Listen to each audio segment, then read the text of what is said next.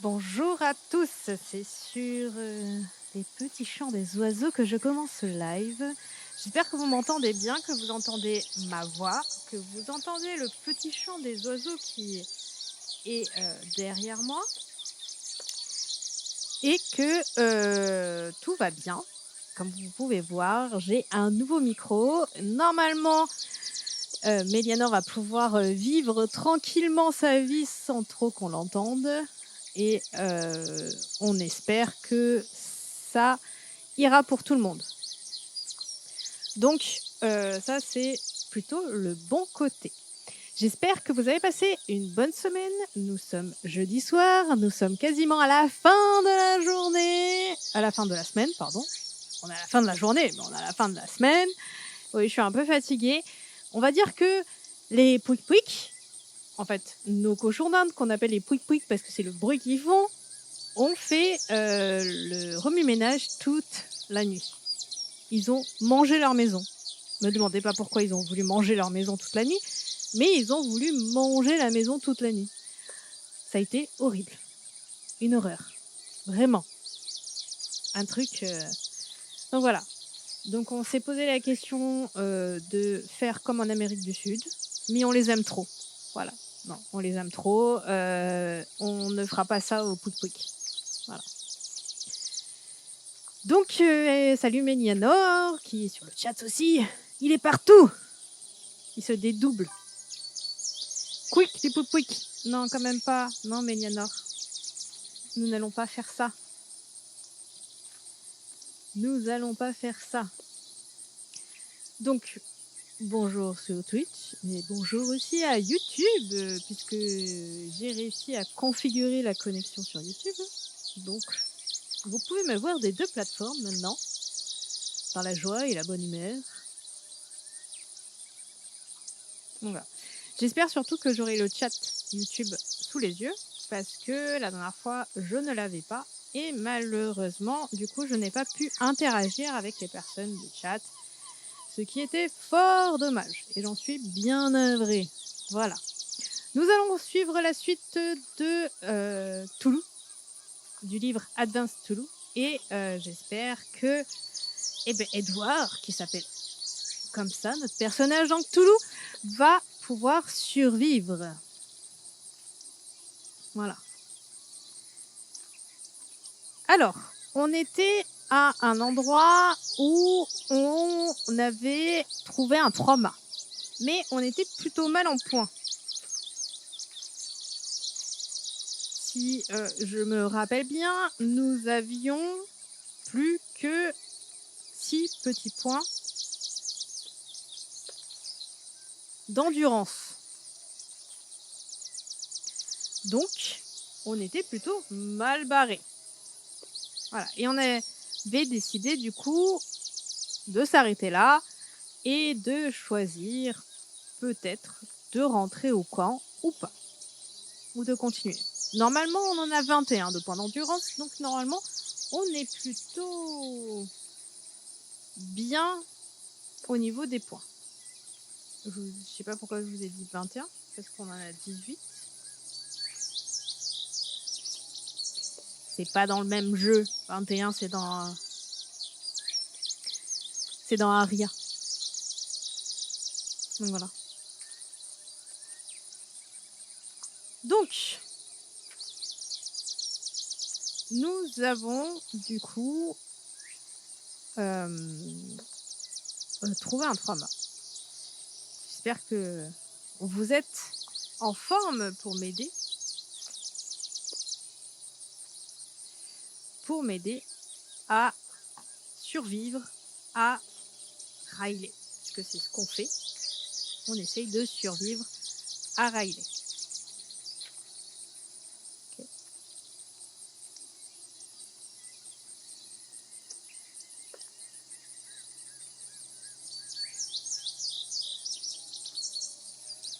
Donc, nous allons reprendre au récif.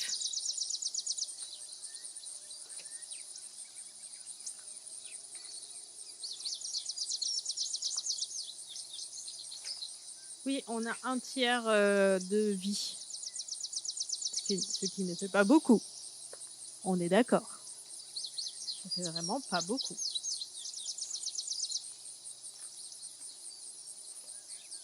Changement d'ambiance. Parce qu'on va pas survivre à Riley avec des petits robots. Se mettre dans l'ambiance.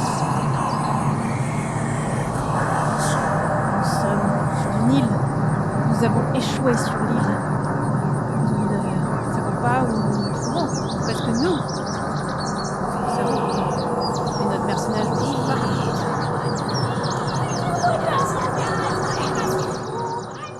Nous savons pas. Enfin, le personnage ne sait pas. Ouf. Nous avons atterri.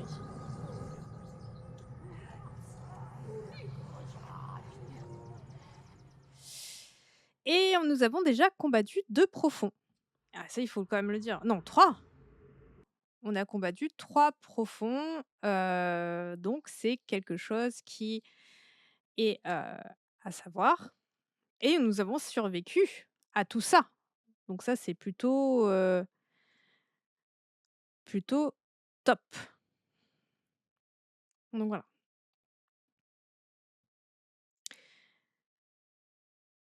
Maintenant, continuons. La musique a décidé de s'arrêter. Tout va bien. Nous maîtrisons tout.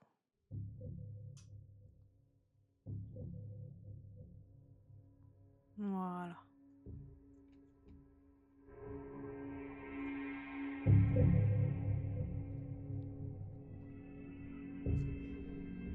Ça y est, la musique est là. Et nous allons pouvoir commencer.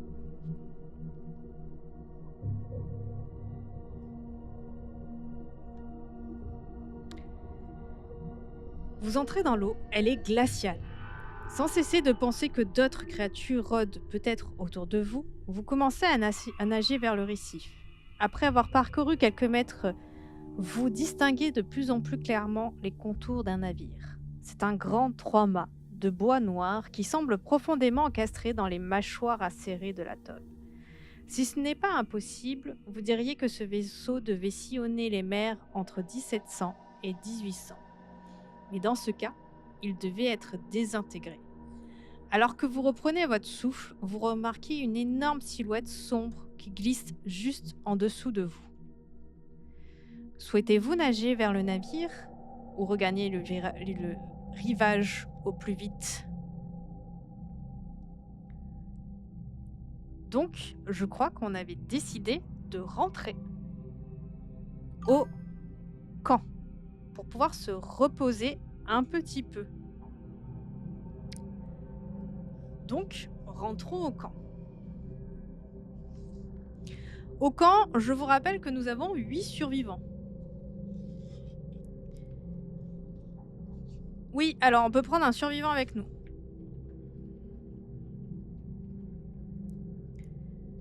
Au camp, on peut prendre un survivant avec nous. Comme ça, on ne sera plus seul.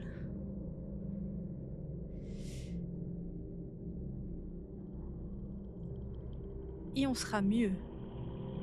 On sera bien.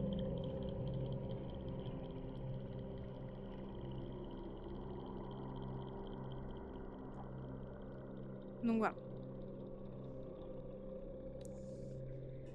Donc au camp, on va pouvoir se reposer. Et les règles du repos, elles sont pas top pour les survivants. Je peux vous dire que les survivants vont peut-être disparaître. Donc, quand on est au campement, on peut décider de se reposer. On lance 2d6 et si le résultat est inférieur au nombre de survivants, il ne se passe rien. Mais si le résultat est supérieur au nombre de survivants, un survivant a disparu pendant la nuit. Par ailleurs, ajoutez le résultat de votre lancer à votre endurance. Donc, on peut se reposer,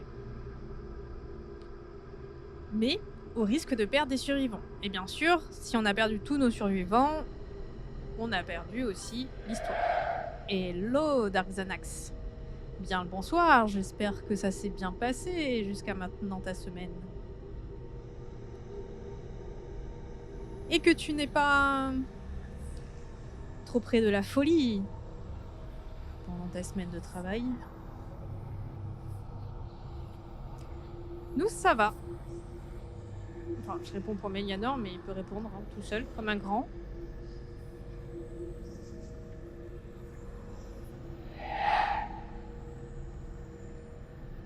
Toujours la folie. Oui, on vit toujours dans la folie.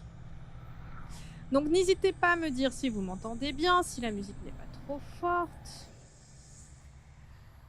si tout va bien, parce que c'est important. Donc on va se reposer au campement. On va lancer nos 2d6.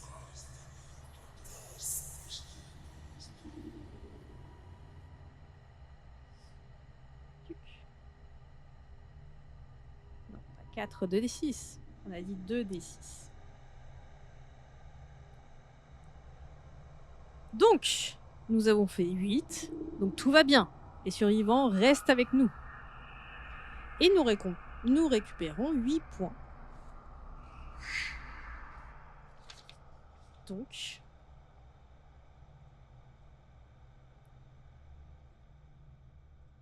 nous avons 14 sur 18, ce qui est pas mal.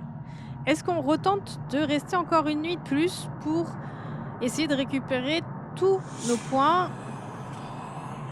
au risque qu'un survivant disparaisse? Ça, c'est à savoir. Je pense qu'on peut essayer. Mieux avoir un coéquipier qui nous accompagne. Oui. Oui, oui. C'est peut-être ça. On va récupérer un survivant avec nous. Alors, comme dans le livre, pas tous les survivants sont... Comment dire? Pas tous les survivants ont des noms. On peut inventer le nom d'un survivant. On amène qui avec nous? Qui sera le survivant? Inventons-le. Prénom, sexe, âge. Allez-y, lâchez-vous dans le chat et on fera un petit mélange de ce que vous allez dire.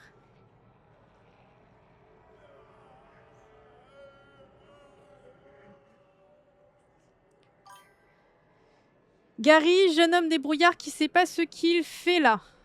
Ok. Après, c'est... Moi, ça va un peu me perturber au niveau du mindset. Hein, parce que Gary, c'est le personnage du mardi. C'est Arya. Du coup, j'aurais l'impression que Gary s'est échoué avec nous. Et ça va pas du tout dans le même univers, quoi. Gary, c'est notre personnage de notre livre dont on est le héros. Qui est... c'est l'univers d'Arya, c'est le livre que Fibre Tig a fait, et on fait le deuxième tome qui est Terre Ardente, qui est sympa par rapport au premier. Je vous avoue que le premier, je ne l'ai pas continué, mais le deuxième est vraiment mieux. Et donc voilà, donc, Gary, c'est notre personnage du mardi. Donc on va emporter Gary avec nous, du coup. Emportons Gary avec nous.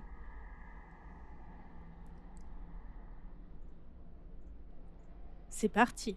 Donc on emporte Gary avec nous. On repart au 3 mâts, au récif, du coup. Ou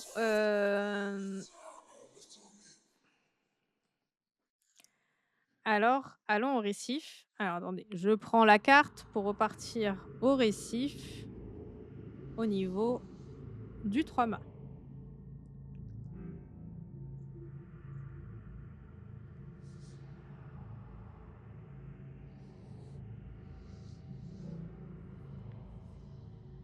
Alors...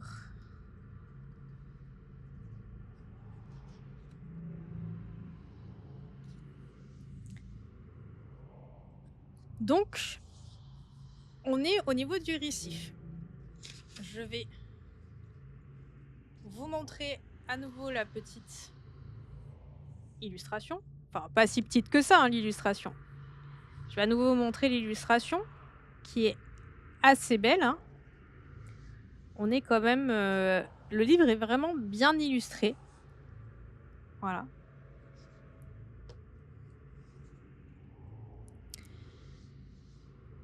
Et donc on va aller au récif.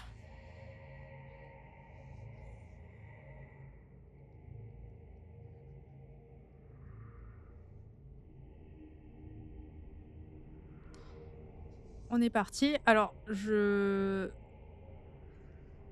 vous dis je trouve que les chapitres sont plus faciles à trouver.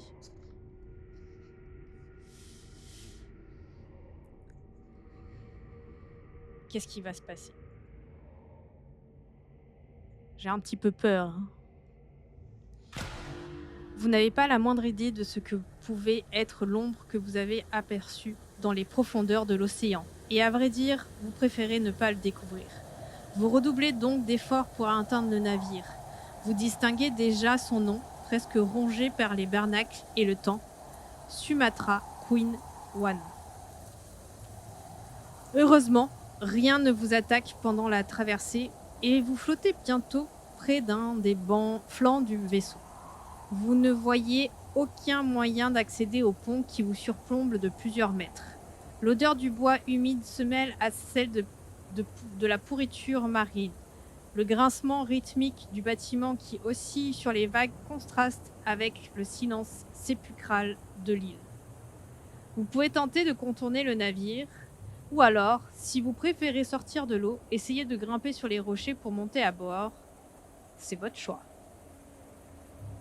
Que faisons-nous? Est-ce qu'on contourne le navire ou on sort de l'eau et on essaye de grimper sur les rochers? On essaye de monter sur les rochers pour monter à bord alors pour Mélianor.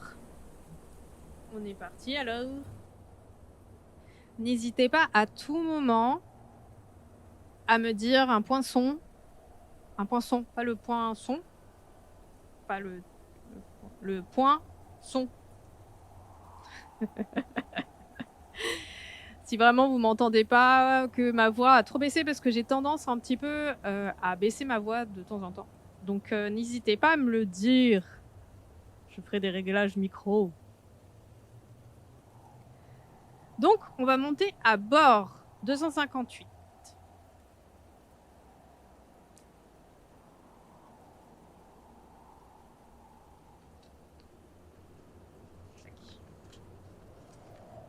Au cas où, je mets un petit marque-page. Vous grimpez agilement sur la roche. Elle est glissante et couverte de mousse. Pour la première fois depuis votre arrivée sur l'île, vous apercevez de petits crustacés qui se cachent à la hâte dans les fissures. Les arêtes de la pierre sont étonnamment lisses et s'inclinent dangereusement en adoptant des angles étranges. Vous parvenez enfin assez haut pour surplomber le bastingage. Vous pouvez tenter de sauter, effectuer un test de caractéristiques physiques. Si vous échouez, vous perdez des points d'endurance. Logique. Allez, c'est parti. Edouard, on compte sur toi. On n'a pas besoin de faire de test pour Gary. Gary réussit automatiquement ses actions. Parce que Gary, il a déjà vécu le pire avec Arya.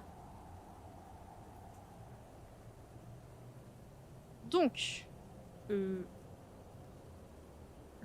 on a réussi, parce qu'il faut faire moins. Donc, on a réussi le texte. Pas le texte, le test. Mais c'est pas possible.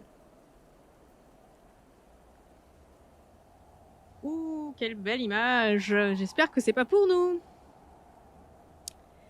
Vous atterrissez sur le pont. Aussitôt, les relents de bois vermoulu envahissent vos narines.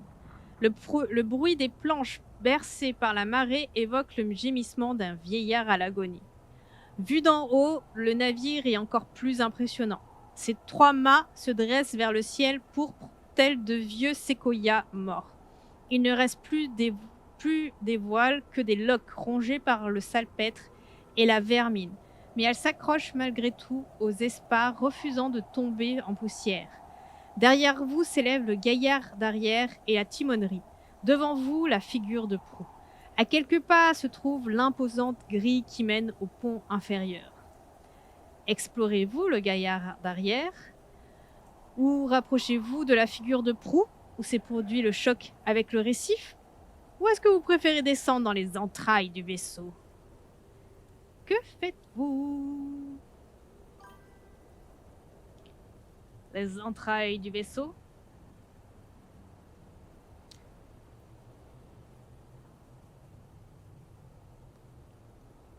Allons dans les entrailles du vaisseau.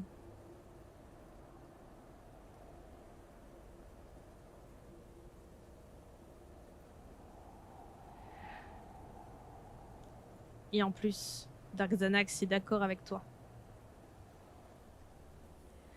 N'empêche, vous rentrez direct, quoi. Pas d'exploration de au-dessus. On y va.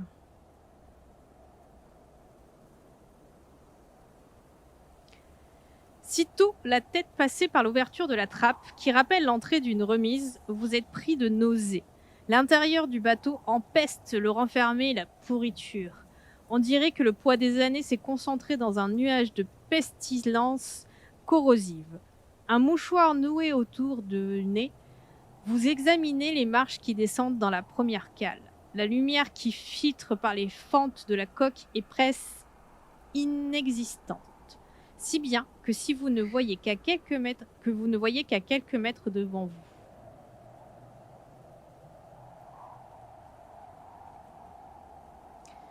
Vous vous trouvez dans un immense espace clos. À l'époque, ce devait être la cale principale du navire. Désormais, elle est complètement vide. Le sol est marqué de sillons évoquant le déplacement constant de marchandises. Cependant, il ne reste plus rien. Comme si, à un moment donné, on avait décidé de se débarrasser de toute la cargaison d'un seul coup. Ici, le va-et-vient des vagues sur la coque rend le craquement du bois nettement plus sonore. À part votre respiration, aucun autre son ne vous parvient. Souhaitez-vous vous diriger vers la proue où s'ouvre la porte haute et étroite, ou plutôt vers la poupe, plongée dans l'obscurité? La proue ou la poupe? Qu'est-ce que vous préférez?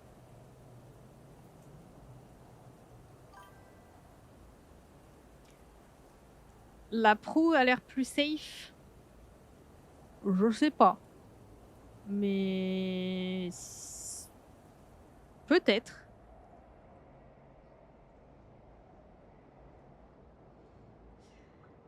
Allons vers la proue.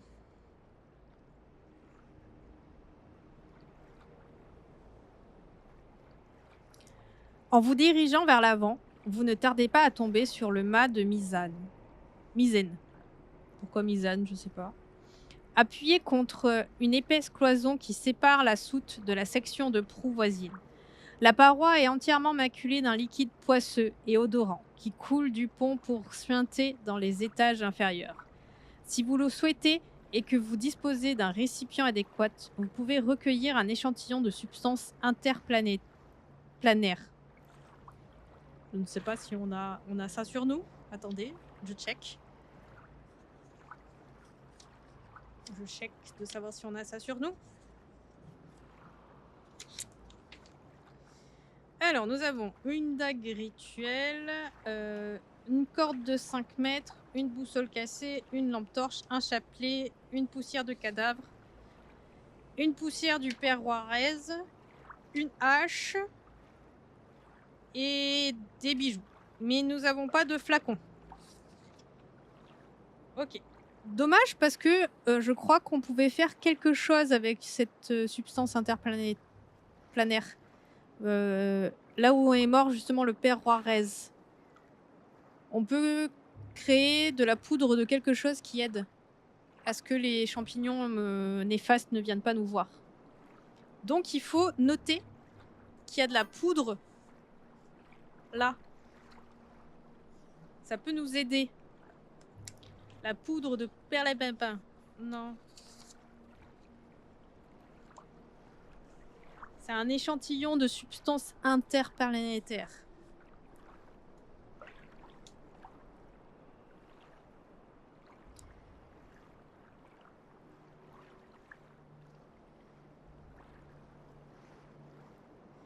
Donc Donc ça, c'est intéressant de bien noter parce que je sens que ça peut nous servir tout ça. Donc si on trouve un récipient, on reviendra là.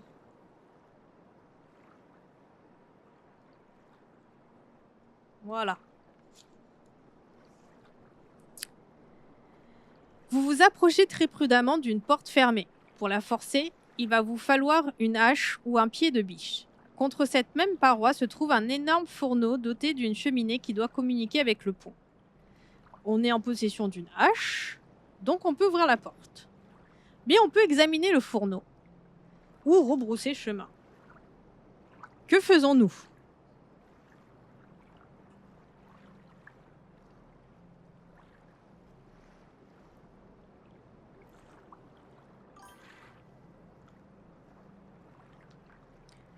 On regarde dans le fourneau ? Allons dans le fourneau.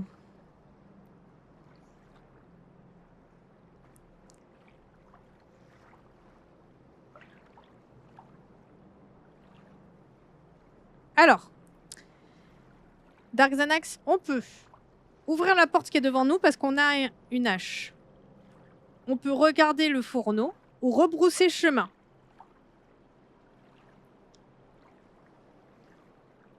Et donc, on avait décidé de regarder le fourneau. Il est possible que vous vous trouviez dans les cuisines, comme l'indique l'énorme fourneau métallique qui occupe la majeure partie du mur. Il est froid, ce qui vous rassure, et partiellement rouillé. Il comporte une longue plaque pourvue de 4 brûleurs, ainsi qu'un énorme four dont la porte est entr'ouverte. À ces apports, on distingue des signes évidents d'activité intense, comme s'il avait fonctionné jour et nuit pendant une longue durée. Il est suffisamment grand pour que vous puissiez vous glisser à l'intérieur, mais cette simple idée vous remplit d'effroi. Si jamais la porte se ferme, malheureusement, de votre position, vous ne voyez rien d'autre que de la cendre. En tâtonnant du bout du pied, vous heurtez un objet solide. Mais quand vous vous penchez pour regarder, vous ne distinguez rien. Si vous souhaitez découvrir de quoi il s'agit, il va falloir passer la tête à l'intérieur. Voulez-vous examiner le four ? Ou préférez-vous revenir en arrière ?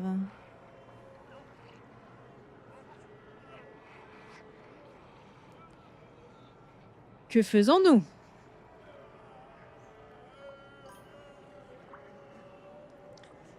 Mélionor a envie de... J'ai fait un lapsus, j'ai failli dire que Mélionor avait envie d'exécuter notre personnage, mais il avait envie de curiosité. Dark Xanax, c'est pareil.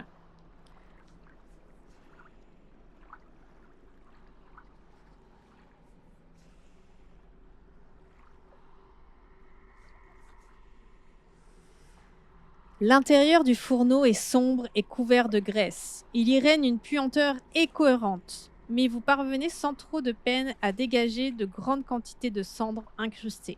Bientôt, vos phalanges effleurent l'objet dur que vous avez identifié plus tôt. Vous le saisissez du bout des doigts et tirez. Il est très lourd.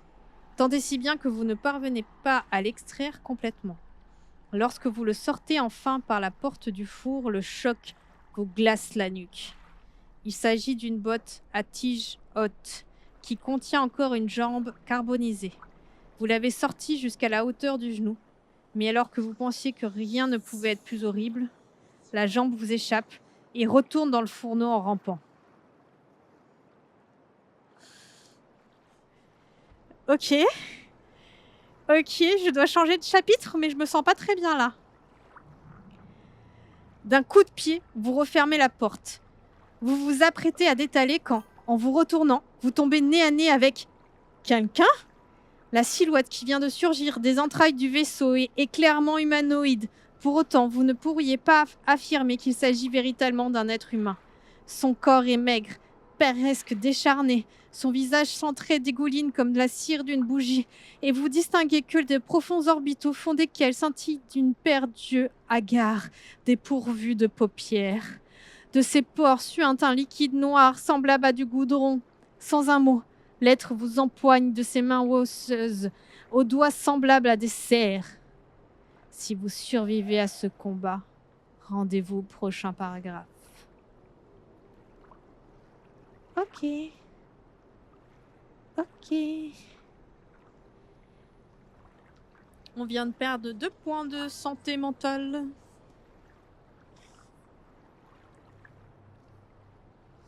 Ah bah c'est beau d'être curieux.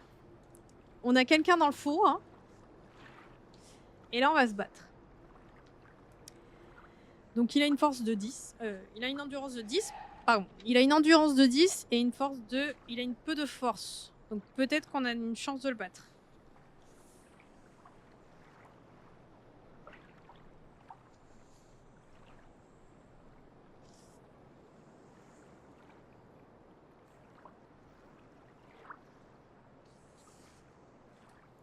Alors je sais pas si ça se mange, Dark Xanax.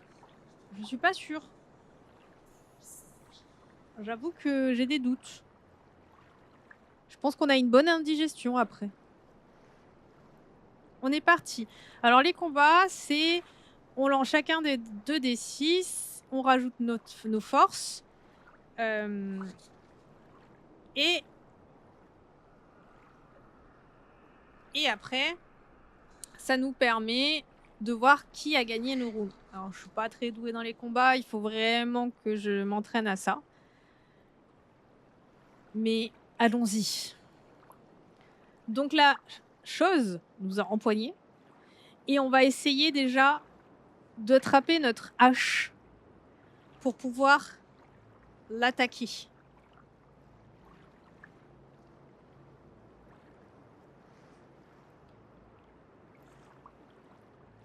Donc, on empoigne notre hache, on tape très fort sur les mains de notre adversaire, de cette chose qui est gluant, qui est dégoûtant, qui pue, vraiment.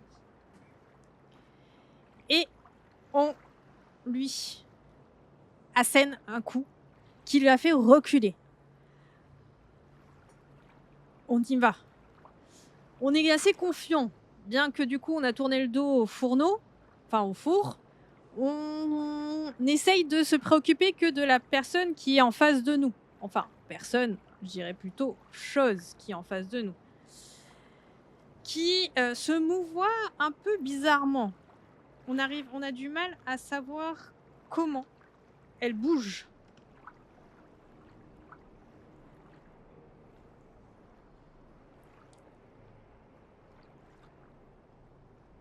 Donc, on s'avance vers elle, alors qu'elle essaye de nous attraper une seconde fois. On lui essaye de lui trancher une main. On arrive à lui trancher une main. Mais cette masse gluante se reforme en une main petit à petit. Et c'est dans un dégoût que l'on voit ça. Nous sommes un peu désarçonnés. On se demande comment on va pouvoir la tuer. Surtout que elle vient vers nous dans un bruit, vous savez, de comment dire, de mollusques, d'escargots. Je ne sais pas si vous avez déjà entendu un escargot. Mais ce côté très gluant, quoi. Mais on arrive à ne pas être perturbé par ça. Et on arrive à lui envoyer encore un coup de hache. Et on a vraiment l'impression qu'à la fois on lui fait du mal, parce qu'elle recule, mais à la fois, comme c'est un corps dégoulinant qui est face à nous, on n'a pas vraiment l'impression que on lui fait quelque chose. C'est très perturbant. On se demande vraiment si on va y arriver. La créature pousse un cri inhumain, un sorte de blop blop blop blop, mais plus horrifique que ça quand même. Et on s'élance presque en fermant les yeux, tellement cette créature nous dégoûte. Et nous arrivons à toucher, alors on a les yeux fermés, hein, donc on voit pas, mais on sent la hache s'enfoncer dans cette chose gluante. Et la sensation est vraiment très bizarre. La créature, dans un mouvement de sursaut de vie, va venir vers nous, faire en sorte de nous sauter dessus. Elle est à pleine puissance. Mais heureusement, on a Gary avec nous. Gary qui s'était caché dans un coin parce que Gary n'est pas courageux. D'un coup va sortir avec ce qui peut paraître une ancienne marmite, faire diversion et donc nous sauver la mise, et on va pouvoir achever cette créature immonde qui est face à nous. Et j'ai l'habitude de demander au chat de choisir la mort de la créature en face. Comment allons-nous faire ?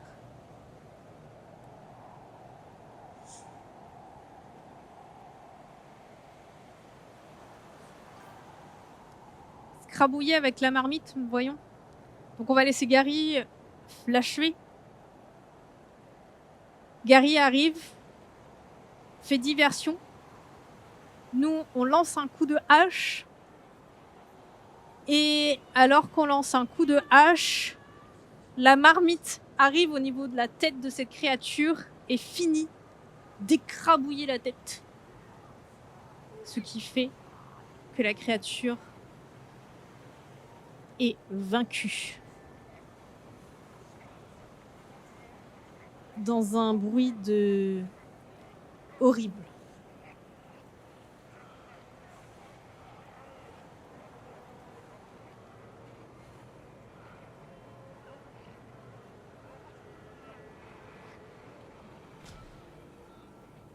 Le monstre suppurant se débat sans relâche jusqu'à ce que vous le démembriez pour de bon. Et même alors, ses yeux étrangement mélancoliques continuent de vous observer. Par pitié, vous les écrasez du talon jusqu'à ce qu'il n'en reste plus que ce liquide sombre qui dégouline entre les branches pour tout imbiber. Vous remarquez qu'il est possible d'arracher l'une des cheminées du fourneau afin de disposer d'une barre de fer, utilisable notamment comme arme. Par ailleurs, si vous le souhaitez, vous pouvez recueillir un échantillon de substances inconnues. Vous pouvez retourner inspecter la poupe ou remonter sur le pont et explorer un autre endroit. Sinon, vous pouvez tenter de forcer la porte. Que faisons-nous ? On a un échantillon de substances inconnues.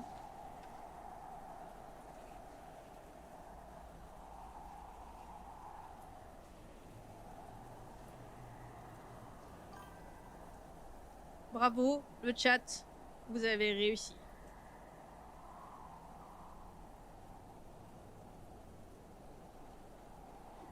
On va forcer la porte. Forçons la porte. On prend la barre de fer. On peut la laisser au campement au cas où on perd notre hache.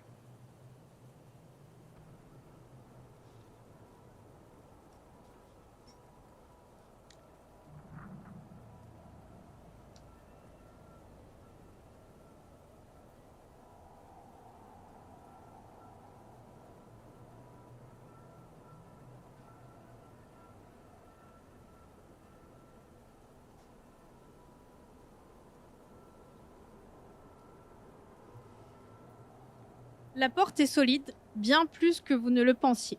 Il vous faut la marteler de coups encore et encore. Apparemment, quelqu'un l'a renforcé au niveau de la serrure à l'aide de rivets métalliques. Finalement, vous vous jetez contre le battant jusqu'à ce qu'il sorte enfin de ses gonds. Manque de chance, sous la force de l'impact, vous tombez avec lui.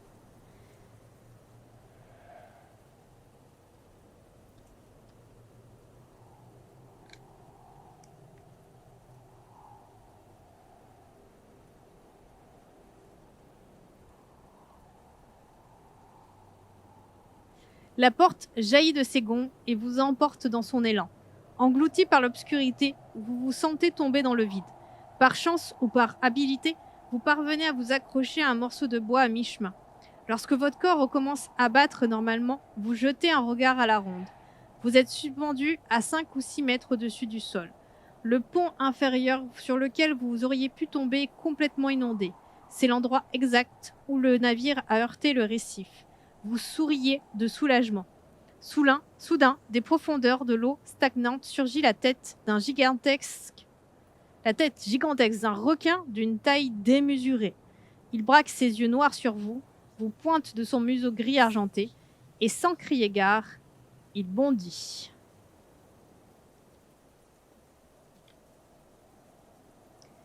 C'est qui voulait aller voir la porte? Moi je dis ça, je dis rien. Hein. Ah, attendez. Avant de vous montrer de vous lire la suite, je vais oublier de vous montrer la superbe illustration de la bête qu'on a vaincue. Donc voilà. Une belle illustration de cette bête mollusque.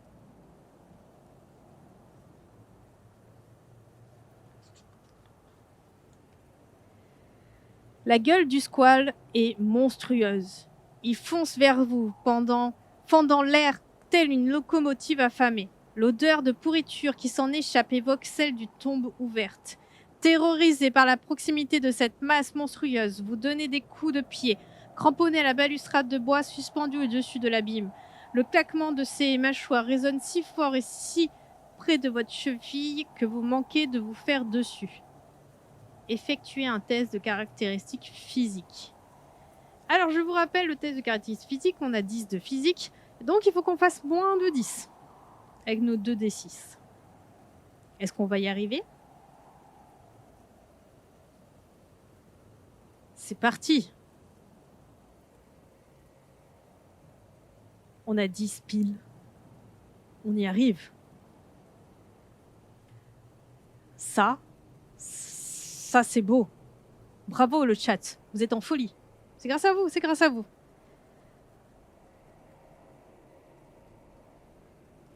Donc, on remonte sur le pont et on ne tombe pas à l'eau.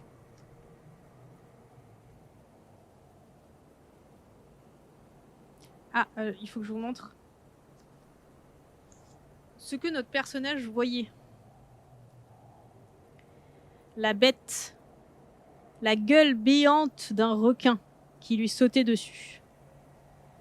Je ne sais pas ce qui serait passé si on n'avait pas réussi, mais il avait l'air quand même énorme, ce requin.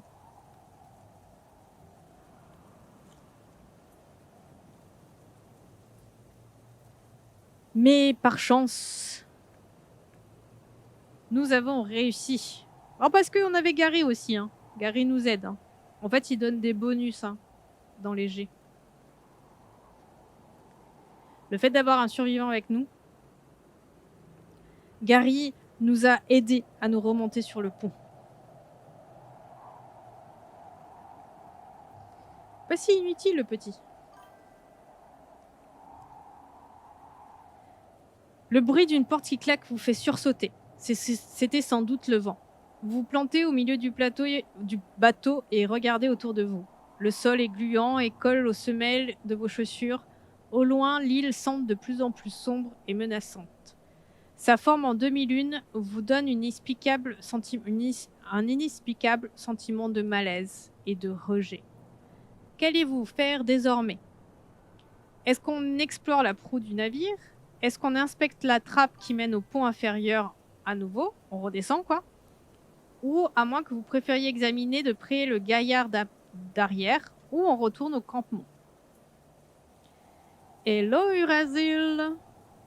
J'espère que tu as passé une bonne semaine. Donc aujourd'hui, on fait survivre à Riley. De l'édition Advent Choose Toulouse. On va voir le gaillard arrière. On a échappé à la mort dans la gueule d'un requin. Voilà.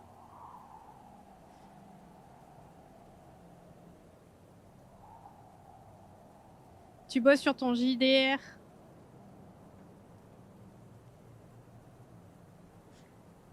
Ça, c'est cool. Donc, du coup, on va aller voir le gaillard d'arrière.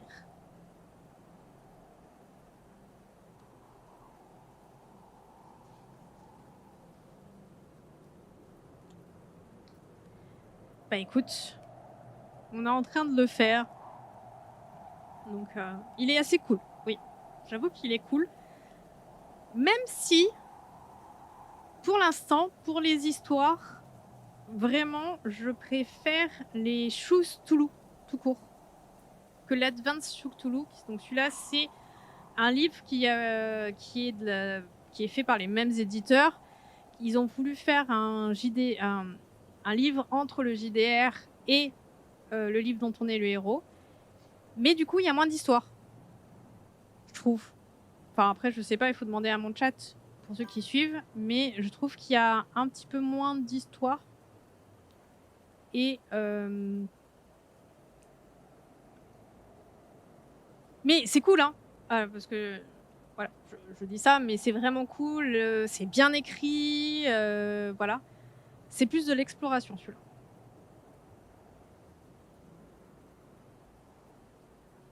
Oui, voilà, c'est plus action qu'horrifique. Alors que les autres sont plus horrifiques. Mais il est bien. Il est cool, Urasil.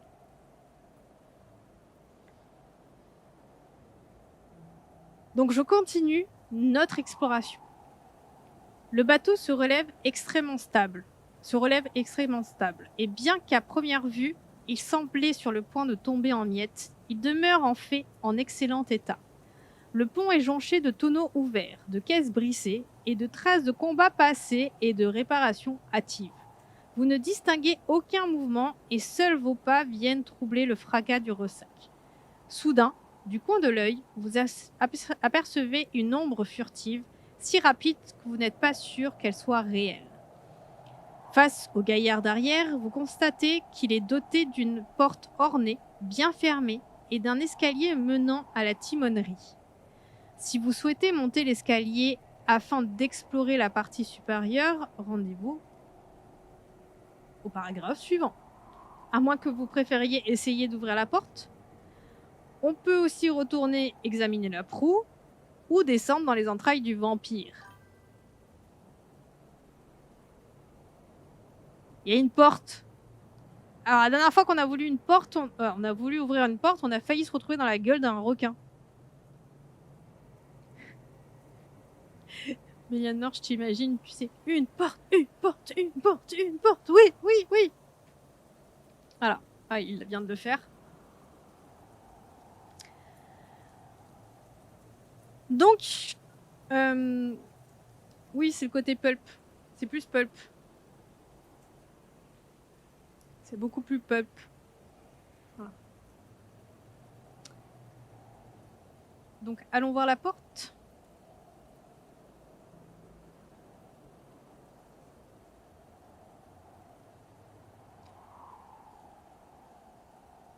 Donc, on monte pas les escaliers, on va voir la porte.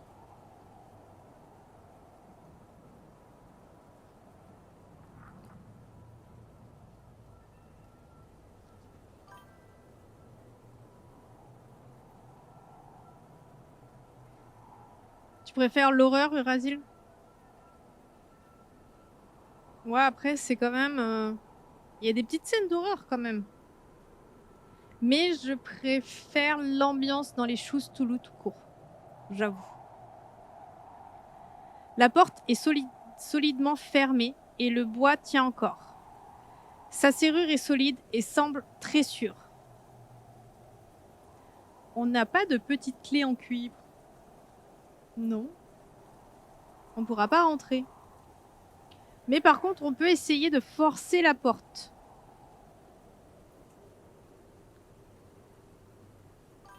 Essayons de forcer la porte.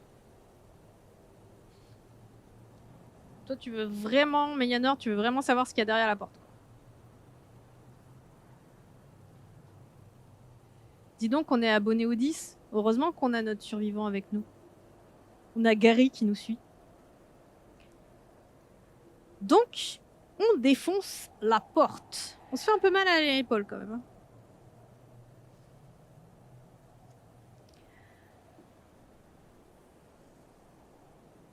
Allure.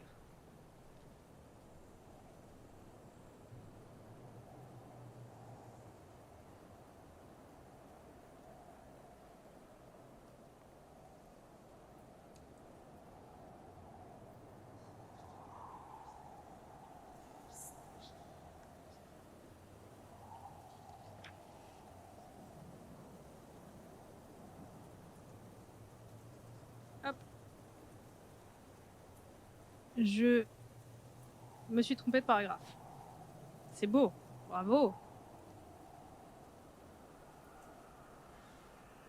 Bravo. Ouais. Je me suis trompée de dizaine.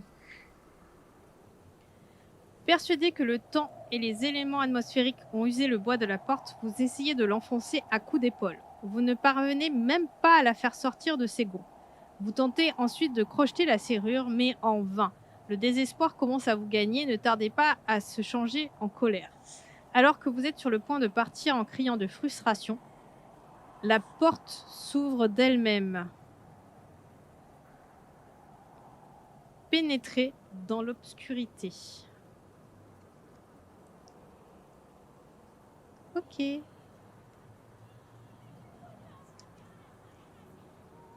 Il ne fait aucun doute qu'il s'agit des quartiers du capitaine. Tout est en désordre et la couche de poussière semble avoir été enlevée, comme si vous n'étiez pas le premier à vous aventurer là. La pièce compte un bureau rempli de papier, une malle et un lit à baldaquin, à moins qu'il ne s'agisse d'un rideau de toile d'araignée. Qu'allez-vous inspecter en premier ? Le bureau ? Ouvrir le coffre ? Ou s'approcher du lit ?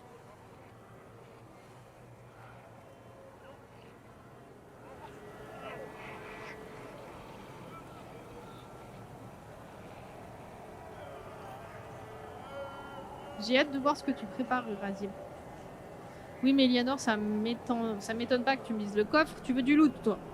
Tu veux du loot, toujours. Les portes, les coffres, les fours. Je vous rappelle qu'on a toujours quelqu'un dans le four, on sait pas ce que c'est. Hein. On a une jambe qui a bougé dans le four. Hein. Je dis ça, hein, mais... Moi, ça m'inquiète. Hein. Oui, avec plaisir. Écoute. Allons voir le coffre.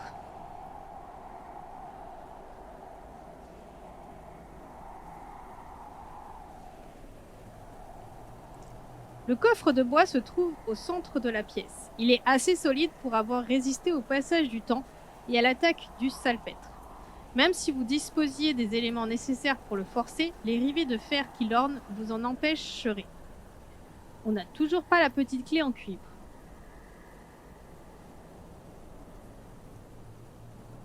Donc on retourne au 303. Donc on va soit fouiller le bureau, soit s'approcher du lit.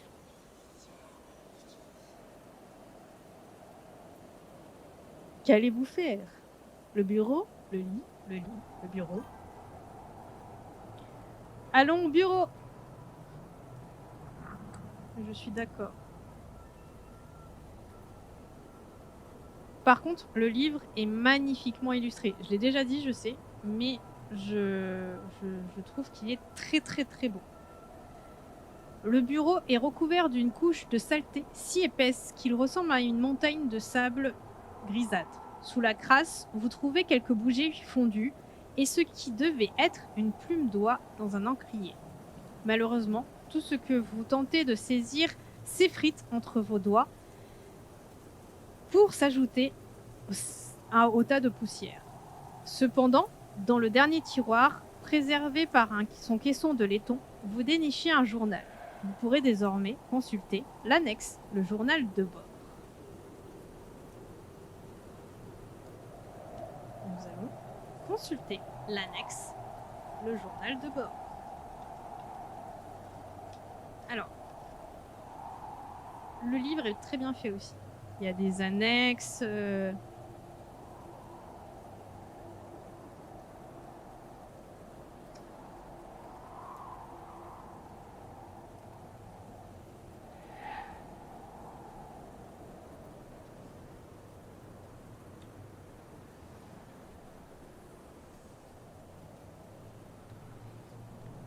Annexe, le journal de bord du capitaine Marsh. «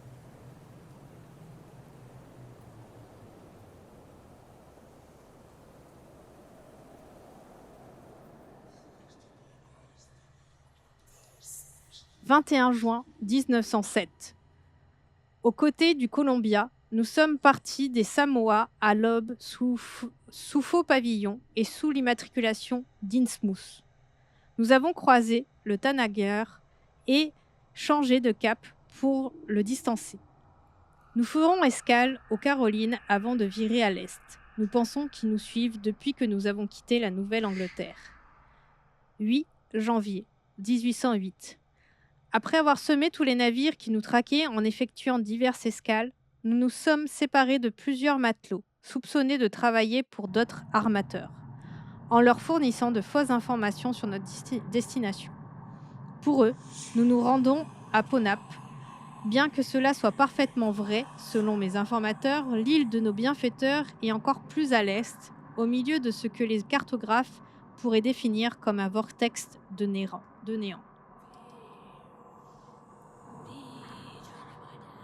12 janvier 1808.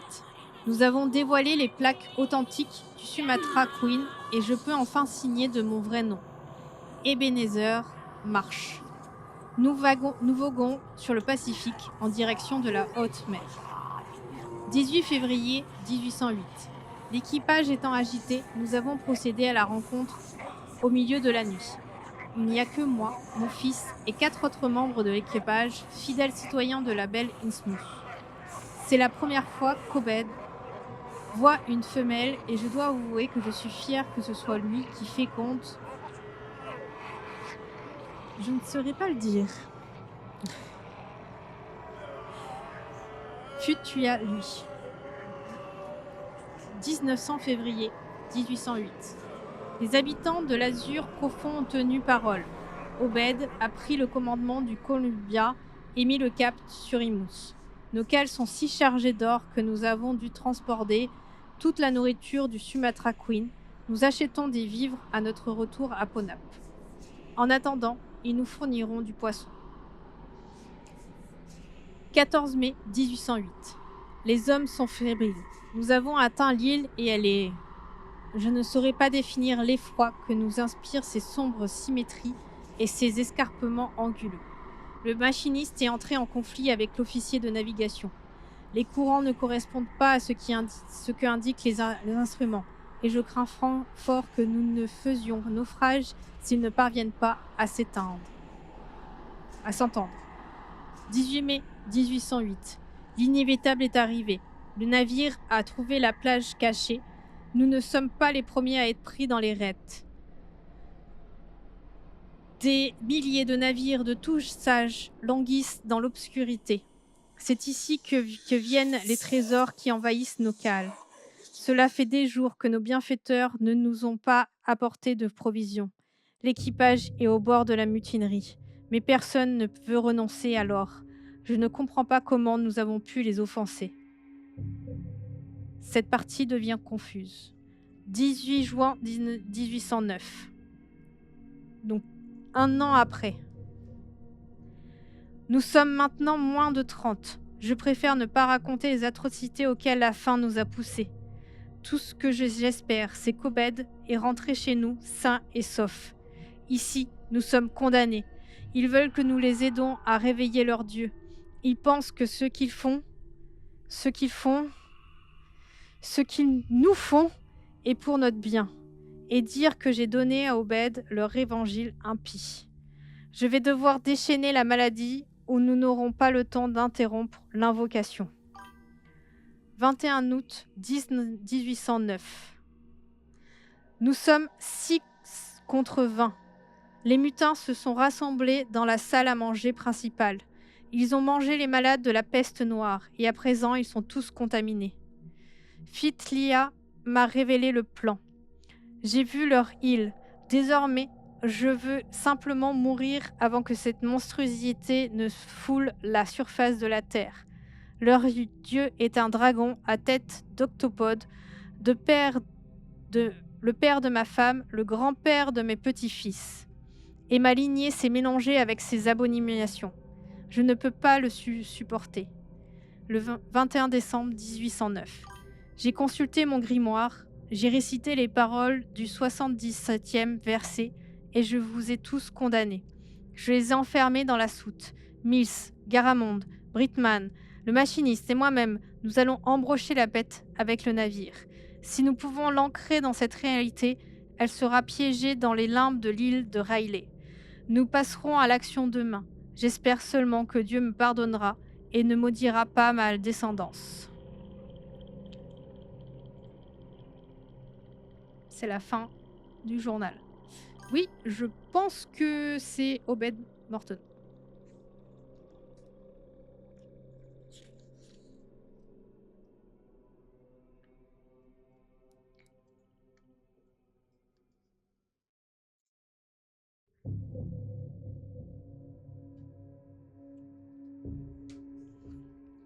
C'était cool, oui.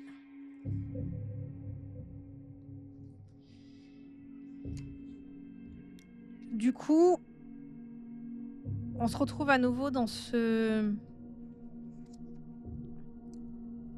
bureau.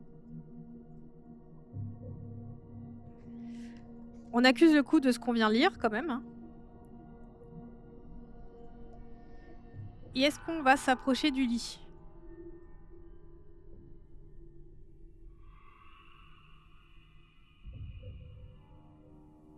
C'était vraiment cool. Franchement...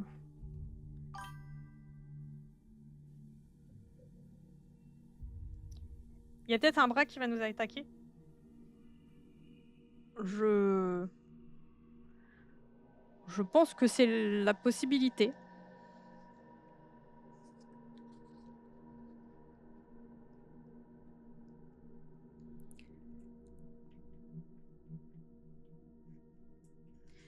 Le lit est très grand et se trouve dans un coin le plus sombre de la pièce.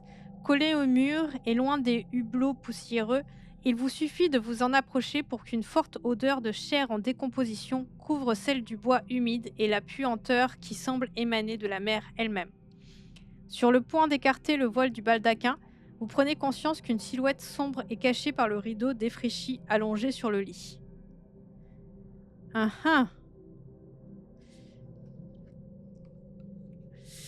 Donc on a mysticisme, on va pouvoir faire un test.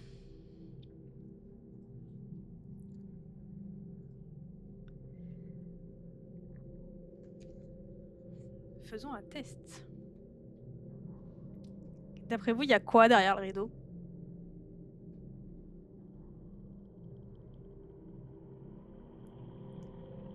Moi, je me demande bien ce que c'est. Une horreur indescriptible. Bah, on en voit beaucoup des horreurs indescriptibles.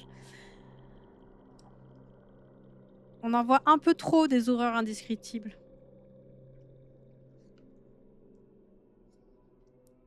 La chance est avec nous aujourd'hui.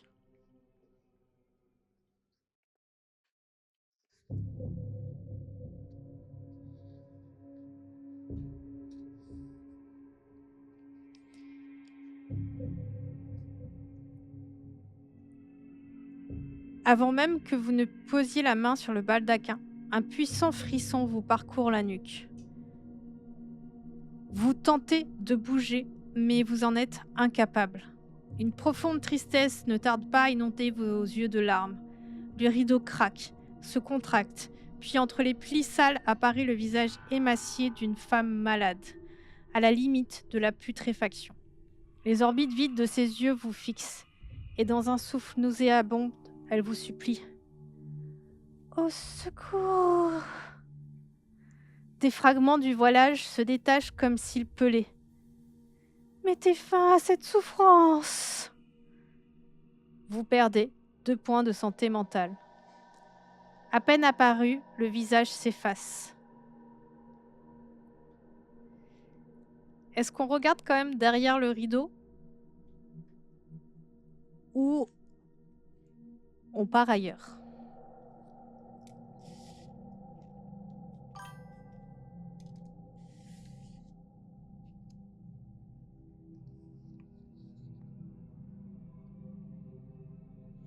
On est bon en santé mentale, hein.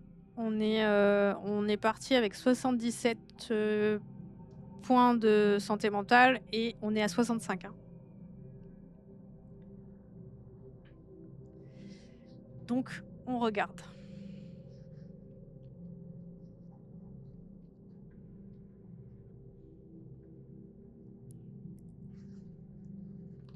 Il y a toujours une histoire de femme dans les histoires, partout. Hein.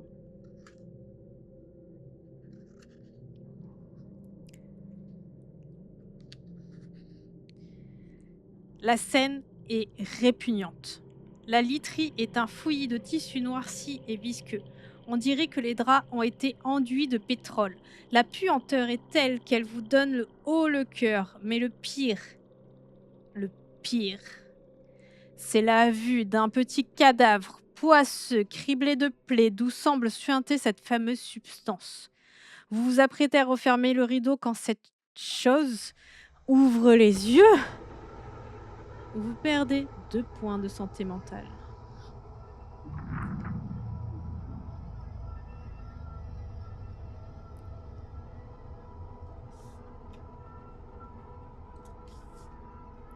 Elle a ouvert les yeux. Mon Dieu!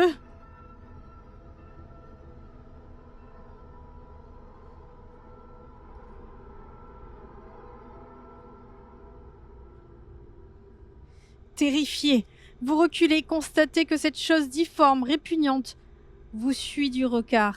Ses yeux sont 2 globes sanguinolents, profondément enfoncés dans des orbites noires. Son corps tout entier suppure le liquide répugnant qui imprègne les draps. Vous cédez à la panique.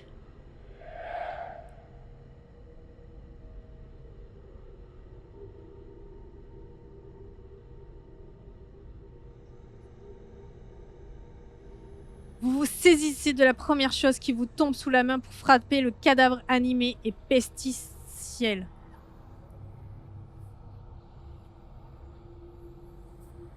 Ok.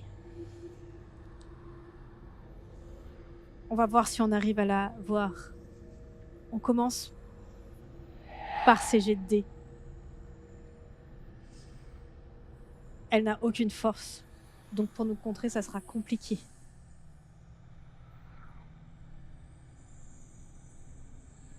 Et on arrive.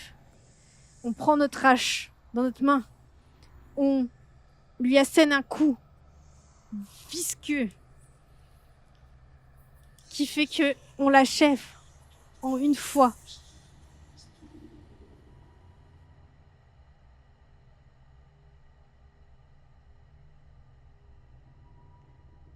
Cependant, avant d'achever cette chose en lui broyant le crâne, vous croyez lire dans ses yeux une certaine gratitude.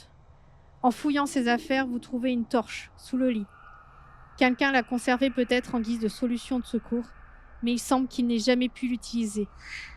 Par ailleurs, vous pouvez récupérer un échantillon de substance inconnue. Donc du coup, on peut sortir et explorer autre chose puisqu'on n'a pas la clé du coffre.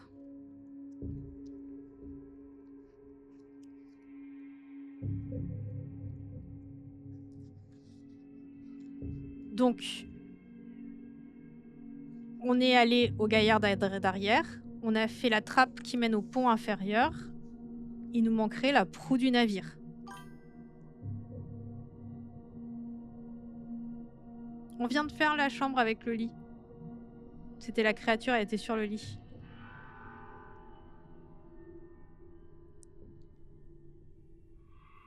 Donc c'est ça. Hein. On va à la proue.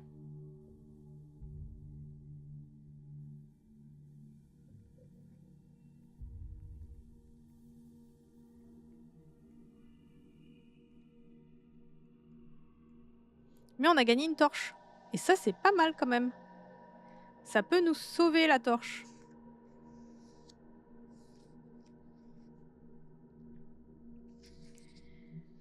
Vous traversez l'ensemble du bateau. Il est si majestueux qu'un frisson irrépressible vous parcourt. D'une certaine manière, vous éprouvez la même crainte révérentielle que celle qu'inspirent les vieux cimetières, à ceci près que les sinistres pierres tombales et les grands cyprès sont remplacés par les vestiges de mâts vermoulus et de rambardes rouillées. Dès que vous gagnez la proue, la houle porte jusqu'à vous l'étrange arôme de cette mer nauséabonde. Non loin de là, l'île se profile, noire et vaseuse, complètement envahie de vagues en putréfaction. D'algues en putréfaction. D'ici, vous pouvez voir qu'en son centre se dresse une couronne de pierres indéfinissables, puisqu'il ne s'agit ni de montagnes, ni d'un édifice. Ce sont simplement des roches pointues qui jaillissent des entrailles de la mer en des angles fantaisistes dont la terrible symétrie vous donne la nausée.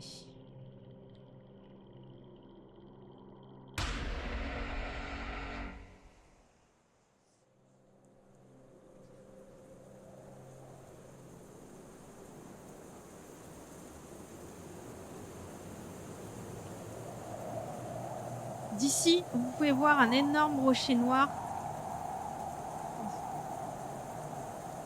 a profondément empalé la coque du navire en diagonale.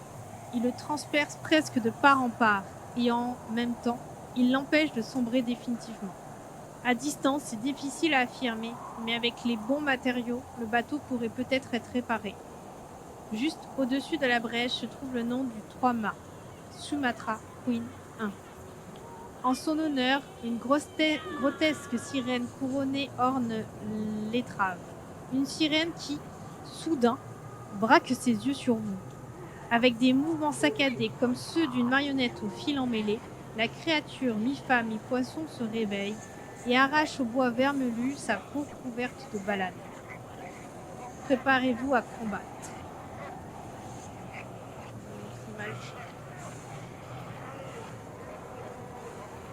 Donc c'est ça qu'on va combattre.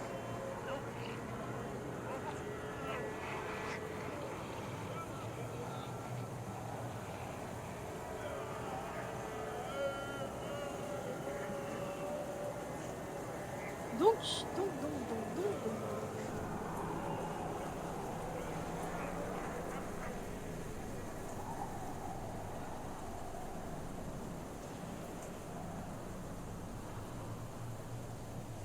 Oui, je ferai attention.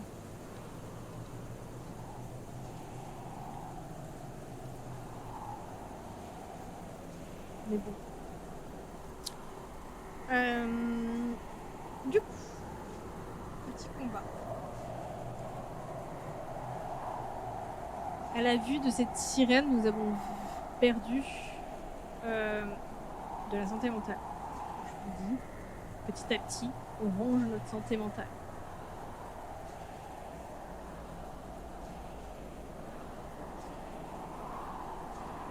Donc les combats, c'est on lance 2d6, on rajoute la force et on... Oui, c'est pas Ariel. Ça c'est sûr, c'est pas Ariel. Donc on est toujours armé de notre hache. Notre hache qu'on tient fermement dans la main. Mais j'avoue que la vue de cet être, mi-femme, mi-poisson, qui se meut d'une façon assez étrange, nous impressionne. Et nous nous laissons toucher par cette créature très impressionnante. Une femme, c'est toujours impressionnant.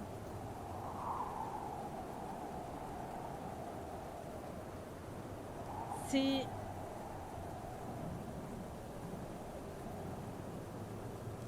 On espère qu'elle va finir en écume, comme la petite sirène. Paix à son âme. Hein.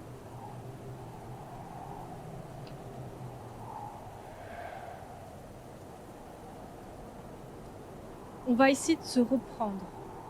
On la regarde et alors que ses yeux nous fixent, ses yeux gouglus nous fixent, nous lui lançons notre hache dans son torse et nous arrivons à lui asséner un coup. Mais ça résonne bizarrement et on se demande de quoi elle peut bien être faite.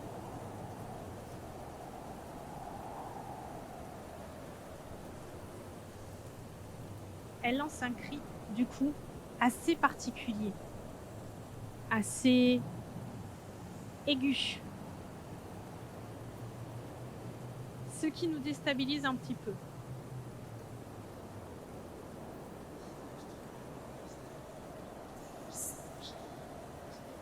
Et on la regarde lancer ce cri et on en profite pour lui asséner un deuxième coup. Elle titube. On se sent un peu plus confiant.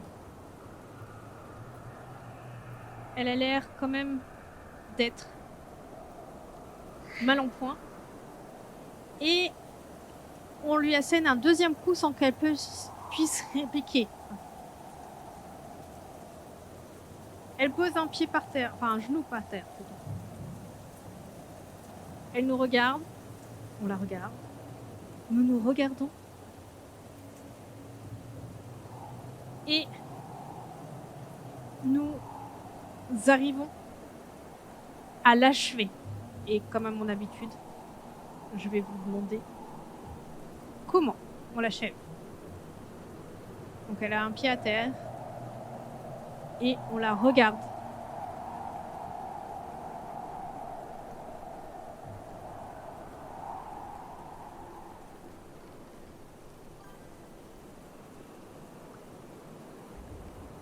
Genou, bouche, puis coup de hache. Donc, nous nous regardons. Et à ce moment-là, on lui donne un gros coup de genou dans sa tête. On voit la tête de la créature partir en arrière. Et on en profite dans le mouvement pour lui trancher sa tête. Et on voit la tête rouler.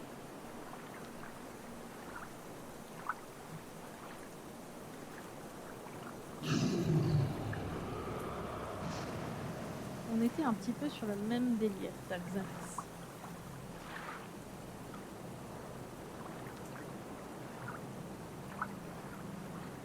Nous avons gagné.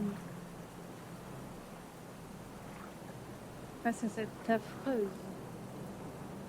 affreuse créature.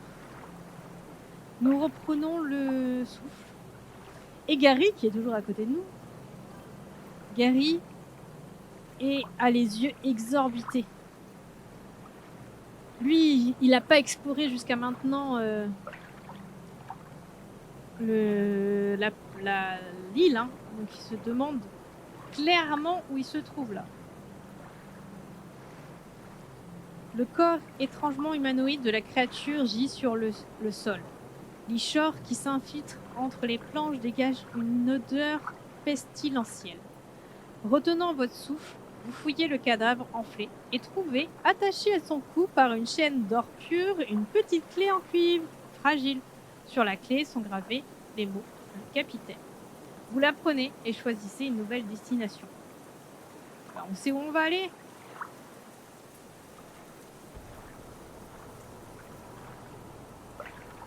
On sait où on va aller.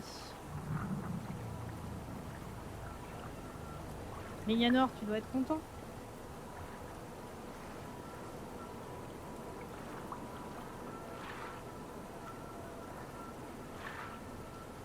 Donc Donc on avait trouvé le bureau du capitaine et dessus il y avait un petit coffre qu'on n'arrivait pas à ouvrir parce qu'il nous manquait la clé.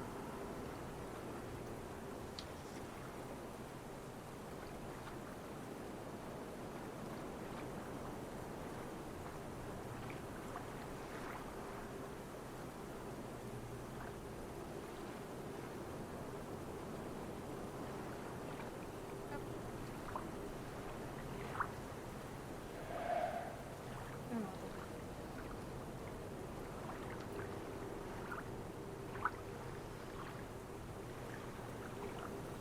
faut juste que je refasse le chemin jusqu'au bureau. On y va prudemment parce qu'on ne sait pas trop ce qui va nous arriver.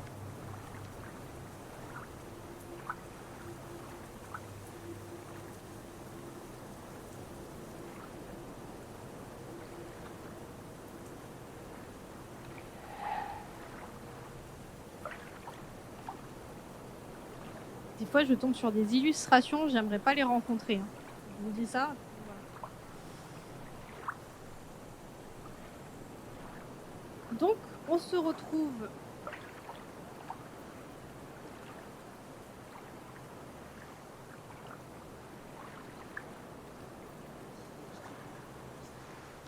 dans le bureau et on va être face à ce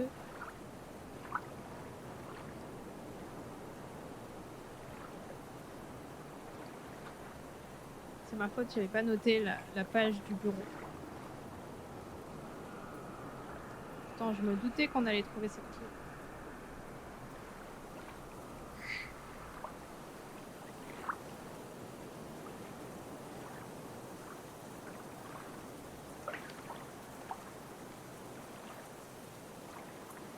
Donc on se trouve fébrilement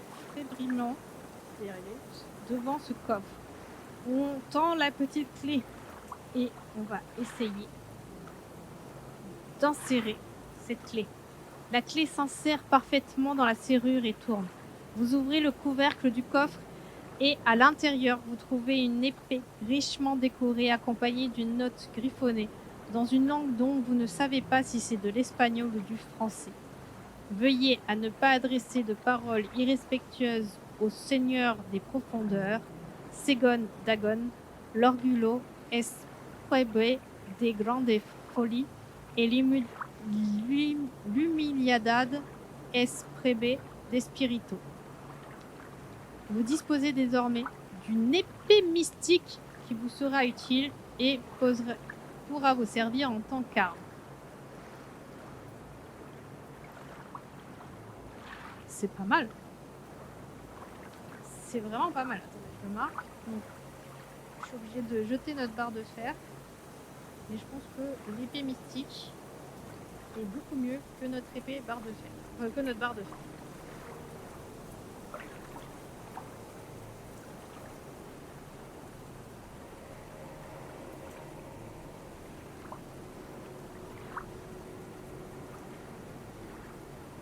Il y a un endroit où on n'était pas allé. Vous vous rappelez ou pas? Quand on allait justement vers le gaillard arrière, à un moment on était face à des escaliers. On a décidé d'ouvrir la porte. Mais il y avait des escaliers, on ne pouvait monter au niveau des escaliers. Est-ce qu'on monte ou est-ce qu'on a fini et on décide de rentrer au campement? Bon appétit Urasil, merci d'être passé et merci de rester en lurk et merci à tous ceux qui sont en lurk aussi. C'est important. On vous aime. Du coup, on va voir les escaliers.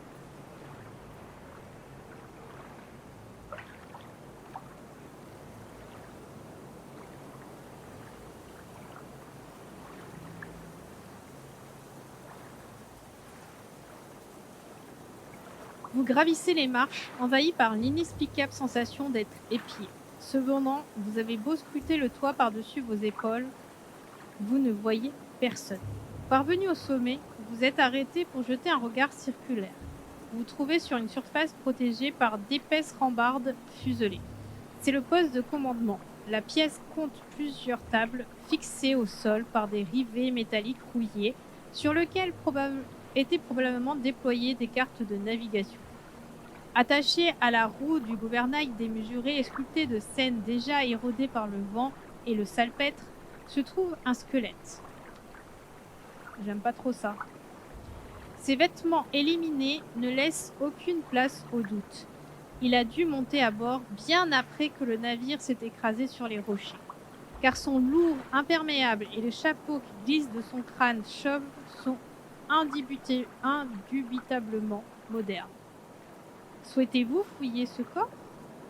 Ou préférez-vous quitter le pont plus vite pour choisir une autre destination? Moi je serais plutôt pour la deuxième solution, parce que là je me chie un peu dessus. Mais je vous laisse choisir.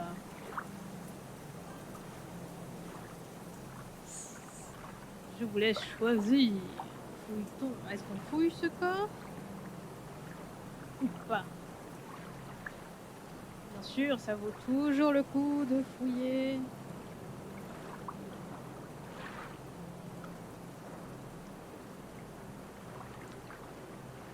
Allez, on va fouiller. En vous approchant du squelette, vous constatez que ses os sont encore recouverts d'une fine couche de peau séchée et noircie qui lui a permis de conserver sa dernière expression. Bien que ses yeux aient disparu, sa bouche ouverte dans un cri hideux et ses traits crispés ne laissent aucun doute sur l'horreur vécue lors de ses derniers instants. Ligoté à la roue du gouvernail pour une raison inconnue, il a toujours les mains attachées au cabillaud. En fouillant le corps, vous trouvez plusieurs objets intéressants. Un revolver avec 3 balles calibre 38, c'est non négligeable. Et une note. Le navire n'est plus sûr. Ne pas ouvrir les portes scellées. Dave Connor travaille pour eux. Ok.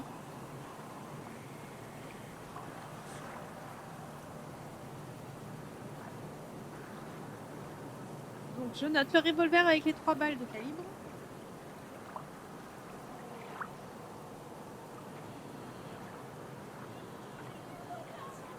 Et une note. Dave Connor est avec eux. Bon, il nous disait de ne pas ouvrir les portes scellées, mais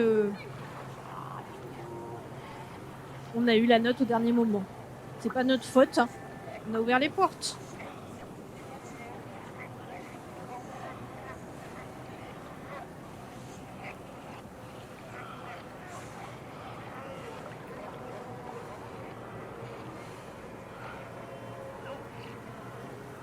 Du peu que vous avez pu voir de la timonerie, tout semble en bon état, à l'exception bien sûr du cadavre attaché au gouvernail. Vous vous apprêtez à descendre l'échelle lorsque vous remarquez quelque chose qui, depuis le pont, vous a échappé. Toute la proue du navire, de la quille à l'entrée des cales inférieures, est imprégnée d'une substance qui a laissé une trace sur le bois. On dirait un liquide collant ou très chaud. On dirait qu'un liquide collant ou très chaud s'est répandu sur la coque pour former une pellicule sombre. Est-ce que vous pensez pas qu'ils seraient rentrés dans une bête et qu'ils seraient retrouvés avec le sang de cette bête sur enfin une créature? Bref. Vous finissez de descendre les barreaux. Vous pouvez tenter d'ouvrir la porte du gaillard arrière. Mais ça, on l'a déjà fait. On a déjà passé la trappe pour explorer l'entrée des cales. Il me semble qu'il n'y avait rien d'autre. On s'est rapproché de la figure de proue. On est bon. Et on n'a pas la compétence investigation. Donc je pense qu'on est bon. Je vais juste vérifier si on a tout fait dans les cales. Parce que moi, cette botte dans le four, elle m'intrigue quand même. Hein. Pour ceux qui n'étaient pas là au moment, on a ouvert un four. On a trouvé un bout de corps humain, mais qui était apparemment calciné et vivant. Voilà.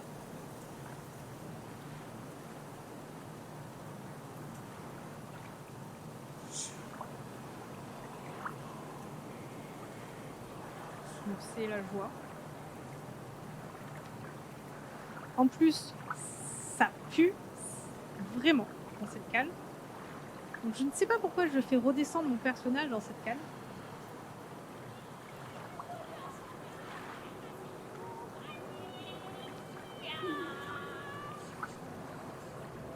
Donc, on n'avait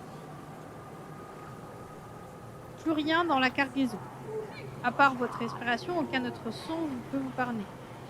Souhaitez-vous vous diriger vers la proue ou la poupe? Et je me rappelle plus ce qu'on avait pris. On avait pris la proue, je crois. Donc, on peut aller à la poupe.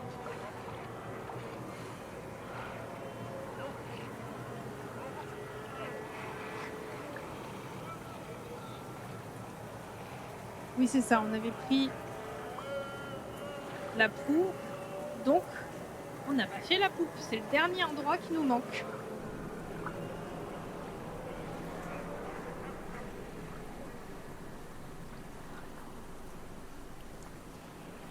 Vous traversez la soute principale pour rejoindre l'arrière du navire. Curieux de savoir ce qui a bien pu se passer pour qu'il soit si solidement coincé entre les rochers du récif, ou ce qui a poussé les marins à vider cette zone en particulier. Enfin, vous atteignez la cloison qui sépare la cale de ce qui se trouve derrière une porte solidement fermée.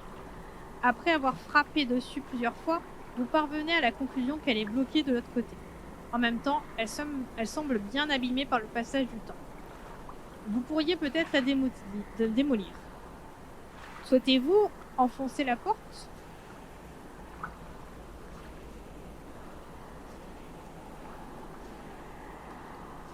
Bon, bah maintenant qu'on y est, c'est ça. Bah, il nous manque quelques points de vie quand même. Hein. Je ne veux pas dire, hein, mais enfin, c'est pas des points de vie, c'est des points d'endurance.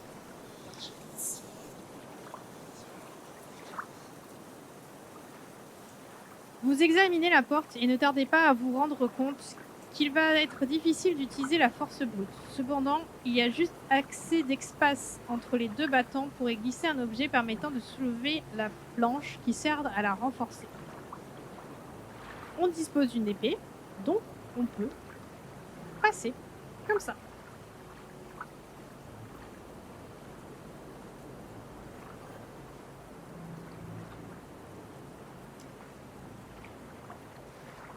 Non, il est vraiment bien fait quand même. Il est vraiment bien fait. Vous glissez l'extrémité métallique dans la fissure et à deux mains, vous parvenez à faire levier pour débloquer la porte. Le battant bascule de l'autre côté, déclenchant un concert d'écho dans tout le navire et soulevant un épais nuage de poussière. Peu à peu, vos yeux s'adaptent au manque de clarté. Vous vous trouvez dans une salle à manger. Des dizaines de tables rondes sont disposées en demi-cercle autour de la porte, comme si quelqu'un les avait placées de manière à former une ultime barricade. Derrière les tables, assis aux places qu'ils occupaient de leur vivant, se trouvent une cinquantaine de squelettes. Horreur.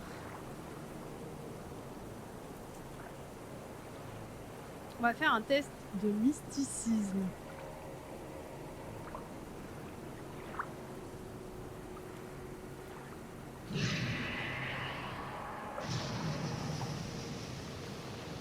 Et on le réussit.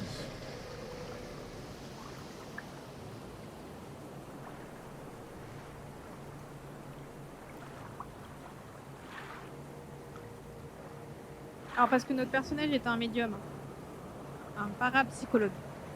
C'est pour ça qu'on a cette compétence-là. Sitôt entré dans la pièce, vous prenez la tête dans la main, saisi d'une douleur au temple. Votre vision se brouille un instant, et ce n'est qu'après une puissante rafale de phosphène que vous retrouvez la vue. Autour de vous, tout a changé. La pièce lugubre, caverneuse et abandonnée où vous vous trouvez a cédé la place à un lieu plein de vie et de mouvement. Assis autour des tables se trouve l'équipage d'un navire flambant neuf et pleinement opérationnel. Les marins semblent se disputer dans une langue que vous ne comprenez pas.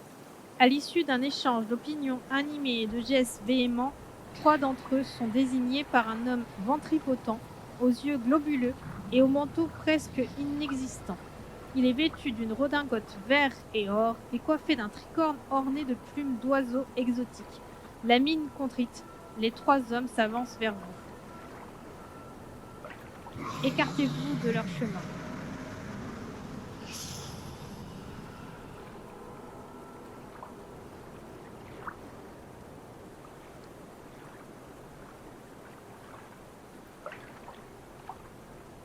Quand les trois individus parviennent à votre hauteur, vous constatez que leurs contours sont flous, comme si leur silhouette était tissée de fils de ténèbres qui s'évaporent en volutes.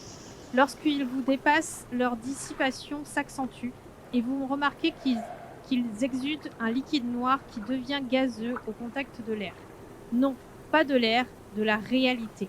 Quand les trois marins sont contraints de quitter la salle à manger pour se perdre dans les profondeurs du navire, tout votre être hurle d'angoisse. Aussi vite que la vision a commencé, elle s'évanouit et vous perdez un point de santé mentale. Examinez la pièce redevenue sombre et sinistre. C'était là où il avait enfermé tout le monde, hein?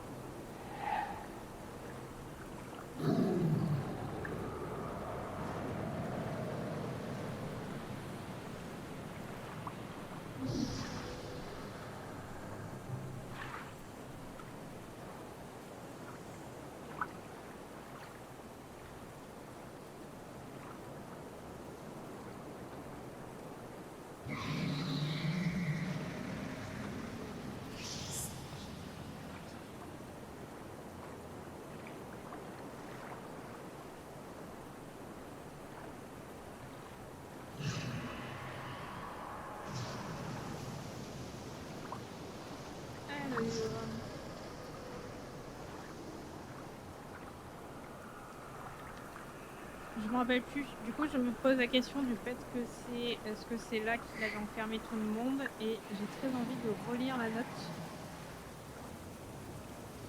Enfin, le journal.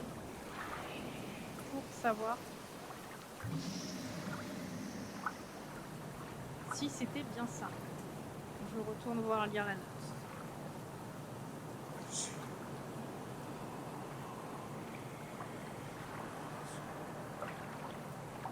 J'ai consulté mon grimoire, j'ai récité les paroles du 77e verset, et je nous ai tous condamnés. Je les ai enfermés dans la soute. Mills, Garamond, Brittman, le machiniste et moi-même allons embaucher la bête avec le navire. Si nous pouvons l'ancrer dans cette réalité, elle sera piégée dans les limbes de l'île de Riley. Nous passerons à l'action demain. J'espère seulement que Dieu me pardonnera et ne maudira pas ma descendance. C'est bien ça. On a les cadavres de tous ceux qui sont morts dans cette soute.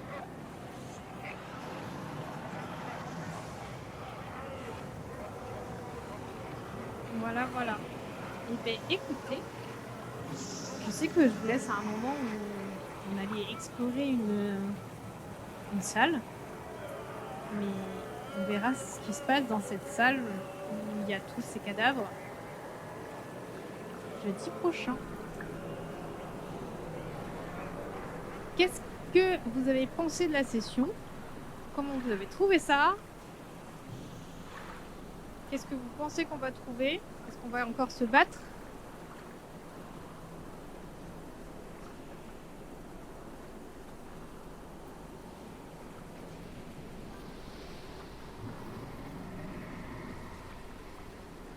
Alors Mélianor nous dit qu'il se pense qu'on se rapproche de la fin. Bah, pas vraiment, parce qu'il nous reste des choses à explorer. Donc je vous mettrai la carte pour la prochaine fois.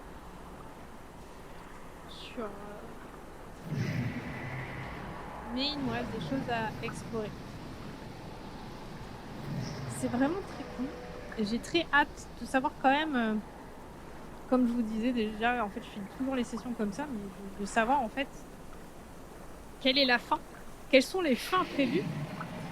Parce qu'on est quand même sur une île, on est coincé sur une île. Alors maintenant, notre personnage sait qu'elle s'appelle Riley, ce qu'il ne savait pas avant. Il commence à prendre conscience qu'il est sur une île avec des créatures très particulières.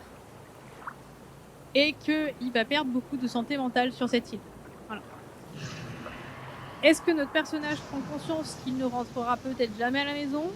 Je pense aussi. Parce que, vu ce qu'il découvre, il découvre que des cadavres, des journaux de gens désespérés qui n'ont pas réussi à quitter l'île. Donc je pense que c'est plutôt mauvais signe pour lui. Voilà. Donc je pense qu'on est plutôt mal barré pour ça. Je me demande vraiment comment ça va se finir. En tout cas, c'est cool. L'écriture est belle. Il y a quelques fautes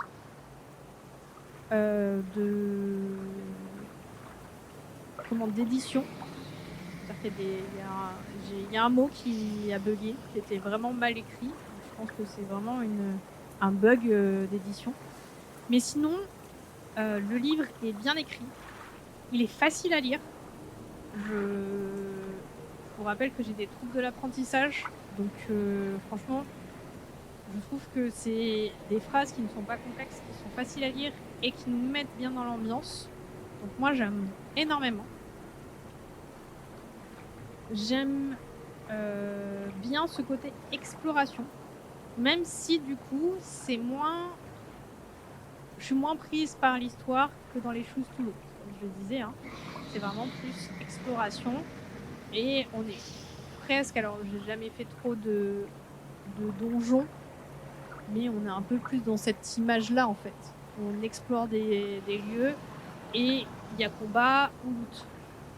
On est beaucoup plus sur cette image-là que dans un côté narratif.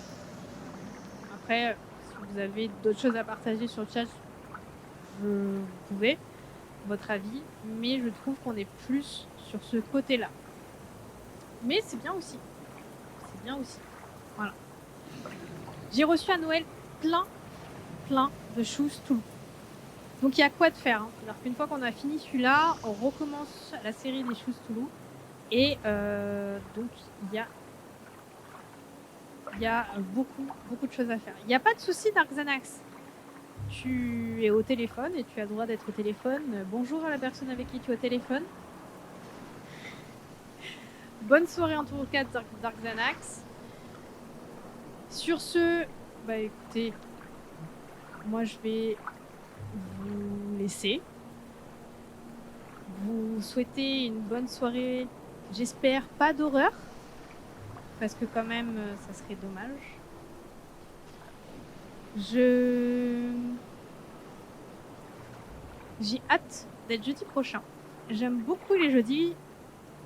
N'oubliez pas, demain, nous nous retrouvons avec les pots au feu. Donc, demain, 21h, tout le monde est sur le pont. Hein, on va monter les voiles et tout ça, et on est tous ensemble. Et si vous voulez un petit moment de chill avant, puisque je peux le faire parce que j'ai un bon micro et que Mélianor peut vivre maintenant plus tranquillement, avant, je stream un jeu narratif qui est Life is Strange. Et vraiment, j'adore ce jeu. Je suis en train de streamer un vendredi sur 2. Ce week-end, pas JDR. On n'a pas de JDR puisque c'est un dimanche sur 2.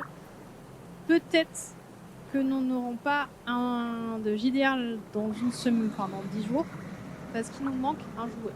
Donc on est en train de voir un petit peu comment on va gérer la session. Mais voilà. Donc on se retrouve demain pour ceux qui sont motivés à 19h pour la vie strange, pour papotage, jeu narratif, et à 21h pour une soirée avec les potes au feu. Voilà. Sur ce, je vous souhaite une bonne soirée. Je vous remercie grandement d'avoir été là. Vraiment, ça me touche profondément. Et on se voit demain. Bonne soirée.